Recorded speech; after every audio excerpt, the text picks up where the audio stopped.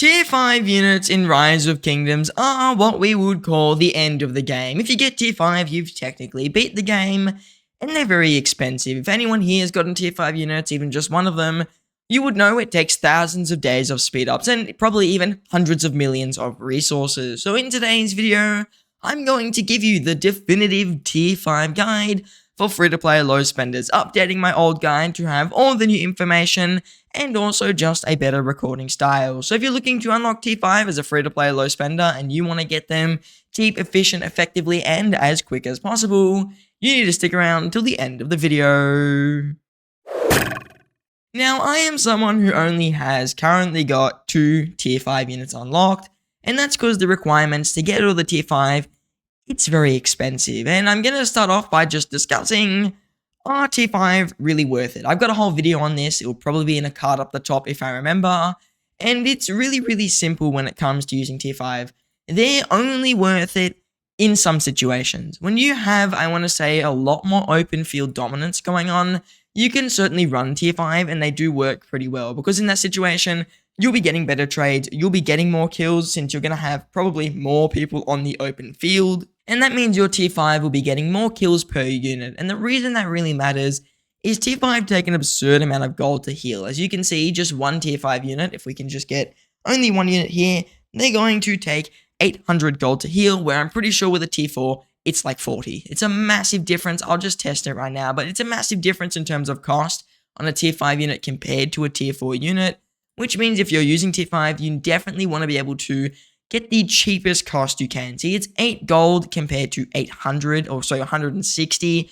It is a ridiculous amount. That's 20 times the gold cost for the same amount of a troop, which is obviously absurd. And obviously they cost even more to train, they take even longer to train, and they also take a little bit longer to heal. The heal time difference on a Tier 5 unit isn't too big. I'm pretty sure it's like a 1 second difference between a Tier 4. It is about a 1 second difference. So healing Tier 5 versus Tier 4, the time isn't the biggest deal, but the resources definitely do add up, and especially gold. Usually with Tier 4, gold, you don't even need to worry about it. But you'll notice anyone who has Tier 5, they're going to be gathering gold 24/7, and even me, someone who now does run Tier 5 a little bit when I do get the chance to, I'm usually gathering gold, whether it be inside the Alliance pit when it's not empty, or just out gathering a gold node whenever I find like a level 6 one. So gold and that become really important when you do get Tier 5, which is why you often want to run them when you get a good opportunity to. On top of this, whenever you're filling rallies and stuff, I recommend doing a Tier 5 fill, just because when you are doing that, the more Tier 5 units in the rally, so if the rally is only Tier 5, it's going to trade much better than if it has a mix of Tier 4 and Tier 5. So if you do want to help out that kingdom of yours a little bit more, putting Tier 5 troops into a garrison or a rally is going to help out in that regard. On top of that, training Tier 5 actually gives you better value per speed up, which means often you should train Tier 5 for events like the Mightiest Governor if you're looking to push in that, or even events like your pre-KVK training events. So those events are going to give you more value per speed up, because Tier 5 are going to give you 10 power for about a day and a half worth of speed ups, while when you look at Tier 4, they're going to give you about 4 power for about 1 day of speed up. So it's about half the extra, so it's 1.5 times more cost for a little bit over double value, which is definitely really good. Now, in terms of unlocking Tier 5, there are also a lot of pre-requirements. You can't just upgrade your military technology all the way up to Tier 5 and get it right off the bat. And the first thing you really do want to look at, it comes down to your city. When you're looking to get Tier 5, your city is going to be completely important. You're going to have to be City Hall 25. You can't get them before that. And you'll need to have pretty much every single building at level 25. You need a level 25 hospital, level 25 storehouse, one of every single farm, quarry, gold mine, and also lumber mill at level 25. You need level 25 Alliance Center. Every single troop building needs to be level 25. Your trading post needs to be level 25. Your castle and your arrow towers are the biggest buildings, which need to be level 25. And on top of this, your scout camp and your tavern need to be level 25. And of course, your wall. There is a lot of things there that all need to be level 25.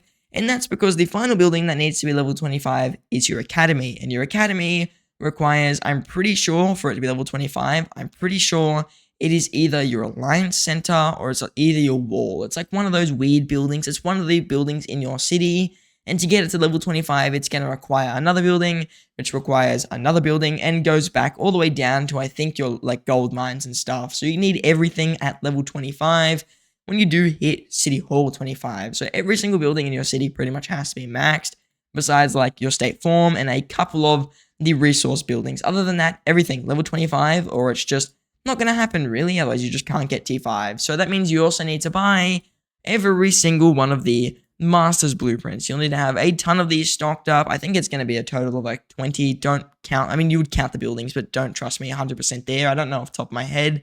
But that means it's going to cost you a lot of gems to reach tier 5 as well.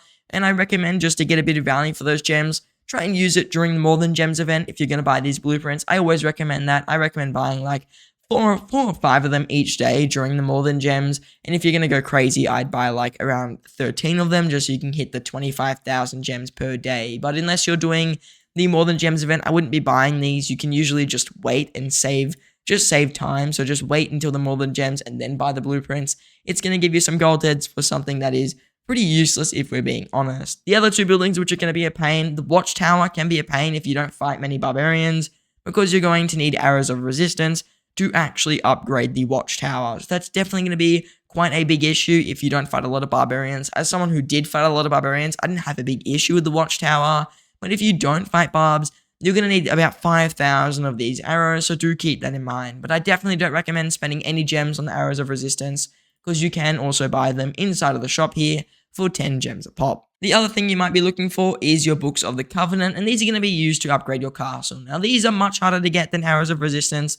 There's pretty much no events that give you Books of the Covenant, and Barbarian Forts might give you like 3, if we're being fully real, about 3 per. So usually, if you're starting an account now and you're pretty fresh, focus on Barbarian Forts more than you do Barbarians. I made the mistake of killing more Barbs than I did Barbarian Forts, just because I was lazy and I couldn't be bothered joining Barbarian Fort rallies. So, if you're early game, I certainly recommend getting a lot more Barbarian Forts killed than it is Barbarians. Maybe end game you can AoE farm Barbs and stuff, and that's pretty good value.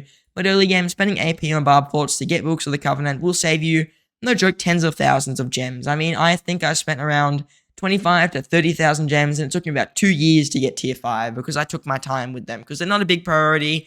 You don't really need the tier 5 units themselves, but tier 5 technology is pretty big. So the more Books of the Covenant you get for free, the more gems you save. The best way to look at it, each time you get 3 books, that's 30 gems you saved. Let's say you get 30 books in a day, you saved about 90 gems. Let's say you get 30 books in like maybe a day. If you get pretty unlucky, that's about 10 Barbarian Forts. You can probably do more than that. But let's say you got around 30 books, that's 300 gems you saved in that day. And in a week, that's 2,100 gems. And in a year, that is something close to over 100,000 gems. So that is an amazing amount of books to be getting. And it's definitely going to help with your castle. That's going to cost like 50,000 books, no, 5,000 books just for the last level. So it's really, really expensive. And you'll probably end up buying some of these with gems. I don't blame you. I mean, even I spent gems on these books. But if you're going to buy them, I didn't mean to buy one, but if you're going to buy them during the More Than Gems event. That makes more sense than buying them just out of the event, especially Books of the Covenant. I mean, at least Masters Blueprints, they upgrade a building in your city, which gives you value, but most people aren't going to be rally leaders, so 2 million rally capacity over the like 1.7 million or 1.6 million honestly doesn't change much. So really, if you're going to be getting books, I definitely recommend More Than Gems. So if it's not More Than Gems, don't buy these books. I know I personally only bought these during the More Than Gems, and it is definitely the best way to do it. Other than that, once all your buildings are level 25, next up is going to be your research, really. While your buildings are leveling up, of course, I recommend doing your research.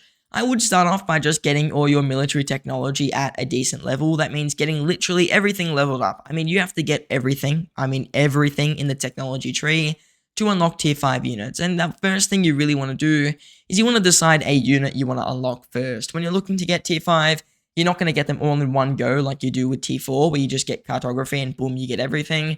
It's not really going to happen like that, because when it comes to tier 5, you need to get each troop's individual technology. So really what you want to do is decide which troop you use the most, or which troop you could use tier 5 of the most. So really, if you're an infantry main, you get infantry. If you're an archer main, you get archers. If you're a cav main, you get cavs. I mean, it's really as easy as that. And you just decide which troop you want, and you start upgrading their technology. Each of these technologies is going to take hundreds of days to max worth of speed ups. As you can see here, the final tier for a technology, it's expensive, it gives you a lot of power, and if I'm not mistaken, it's close to like 60 or 70 days of speed up. So each troops can take you probably around 200-300 days of speed ups, which is a lot of speeds. I mean, it's definitely not cheap. And so the earlier you get working on these and just letting them upgrade by themselves while you do other buildings and stuff, the better for you. And if you can line them up with events like, for example, a Zenith of Power, I mean, this is 1,000,000 points right there. You instantly get those gold heads pretty much doing your research. So lining up these power gain, these power boosts for each of these technologies with an event can be really, really good for you, and also can be a good way to use some speed ups in maybe an event that requires you to use speed ups for gold heads, like the Game of Power. This is going to give you points for whenever you build or research stuff, which is really, really nice and is great if you're looking to unlock some of that tier 5 technology. So the more of these technologies that you do at a better time, the better for your account. Once you have decided to focus in on a troop, you also want to do these other technologies over here. I'm going to call these like generic technologies. They all need to be maxed out, but you can only get them to level 9 until you reach Academy level 25. So you're just going to have to work on these technologies over time. I reckon you'll probably get these up to level 9 before you do get Academy level 25.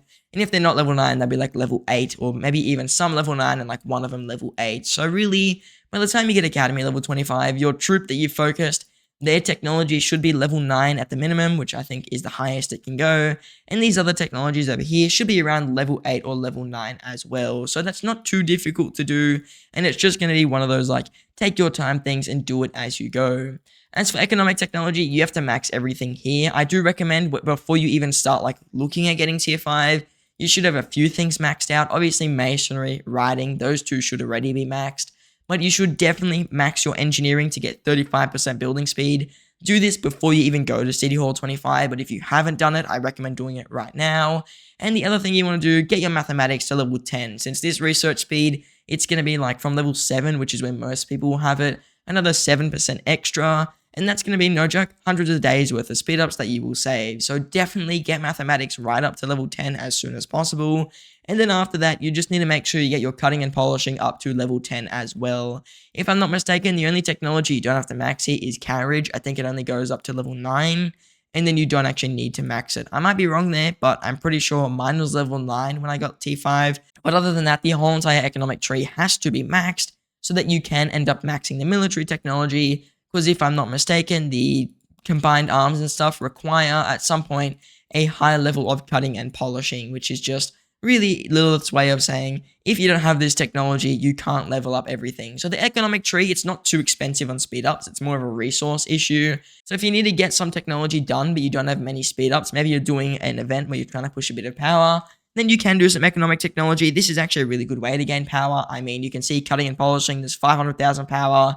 Carriage is 600,000, and I think at the most, each of these will cost you like 7 days worth of speed ups from level 9 to 10. So they're very, very easy to level up. They're not very hard, and really just mathematics and engineering will be your two most important economic technologies, and the other ones are just good things to upgrade just because you have to. So if you need any like quick power, if you're looking to just get some technology out of the way, do all that economic technology, you won't regret it, and you have to do it anyways. So this I recommend doing when you're low on speed ups.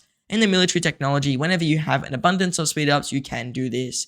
You can also just get one of these upgrading. I mean, I did for one of my KVKs, I upgraded my Bodkin arrows to level 9, and I just let it sit there for the whole KVK till it pretty much finished itself. Or I think I did it till we reached Kingsland, and then I sped it up. So really, you can do those strategies as well, just letting these big technologies upgrade themselves. Since, I mean, you don't really have to use speed ups. Even though 30 days looks menacing, if you wait out the 30 days, you get the technology pretty much for free. So definitely not too bad to be upgrading these technologies and just doing them as you go. So make sure you're not like letting your research ever sit stagnant. Whenever you have an empty academy, instantly upgrade something, and it's just going to save you speed up, save you time, and make it easier to unlock those tier 5. Now, the last thing I want to talk about is whenever you're going for tier 5, there are some ways to save some speed ups. First of all, and whenever I talk about building or researching anything, Alliance Center is the most important. If you're not in an alliance, get an alliance, otherwise you're wasting your speed ups and you're wasting your time. The Alliance Center is the most important building in the game in my opinion. It saves you thousands of days worth of speed ups, and it is super, super useful. If you're in an alliance, you can request any buildings or researchers or healings to get help, and each time you do that, someone is going to help you do it. And whenever you receive help, you'll have that building or that healing or whatever it may be cut by a percentage of time. And whenever you look at researchers, some of them, the early ones, you might only save 1 or 2 days of speed ups. But when you're looking at a 100-day long research or a 50 or 60-day long research, and it cuts it down by 10 days worth of speed ups or 20 days or 30 days, it's amazing. I mean, the amount of speed ups you save from this Alliance Center alone is absurd. And if you don't have this building maxed, it should be your number one priority before you even start upgrading any other building. So this building, your Alliance Center and being an alliance, is a top priority. On top of this, you can also request a kingdom title whenever you're doing a building research, a building or a research. And the kingdom titles are really, there's 2 of them. You've got the Prime Minister is technically one. It's the same as the Architect. And you've also got the Scientist if you are looking for them. So request these titles from your kingdom, and they're going to help you save 5% research speed here or 10% building speed, which is really, really nice. And once again, in a 1,000-day upgrade or 1,000 days worth of upgrades, 5% speed is like 50 days worth of speed up. So that's definitely an amazing amount of speed ups to be saving. And Architect, 10% speed is going to save you a ton as well.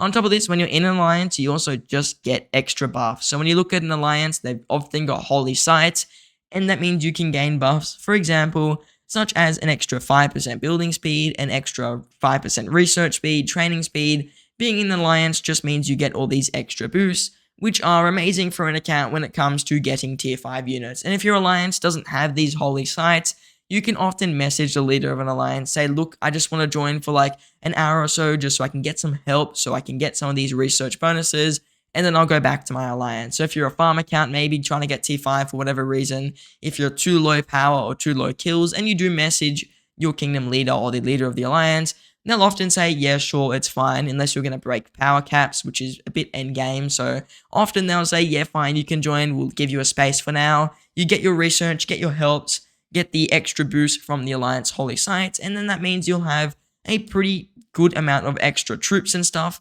And that means you'll have a pretty good amount of extra speed ups that you saved by just literally messaging someone and saying, yo, can I please join just to use your holy sites? And then I'll be out of there in no time. So definitely, I do recommend doing that even if you're not in the top alliance. Shoot them a message, they'll almost always say, yeah, sure, that's perfectly fine. So that's my biggest recommendation, being an alliance and having that maxed alliance center. Other than that, there aren't many too big ways really to boost your research speed. The only other way is through the Korean civilization. It is only a 3% bonus though, so for a whole entire civilization switch, it isn't as worth it compared to the other things. If you're doing a big boost towards tier 5, like maybe if you're going from barely having tier 4 units right up to tier 5, it is worth it. But over like maybe 100 or so, but over like the span of a year and a half to 2 years, it isn't the biggest deal when it comes towards getting those tier 5 units. So no need to really focus in on switching civilizations here. It is just a small minor boost you can get if you're doing a huge push. So if like all of these technologies like bodkin arrows and pavies, if you're focusing archers, are at level 8 and you're looking to get tier 5 like the same day, then you can also switch your civilization. It's not too bad, but it isn't imperative. The other thing that also can be good is a kingdom boost.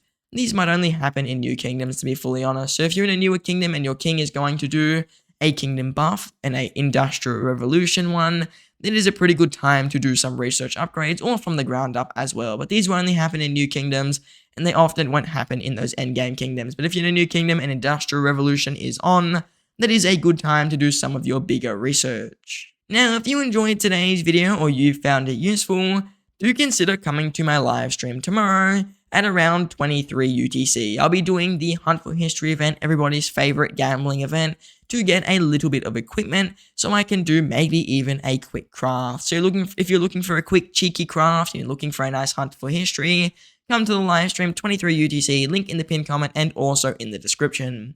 Now, I just want to say thank you all for watching and I hope to see you in the next one.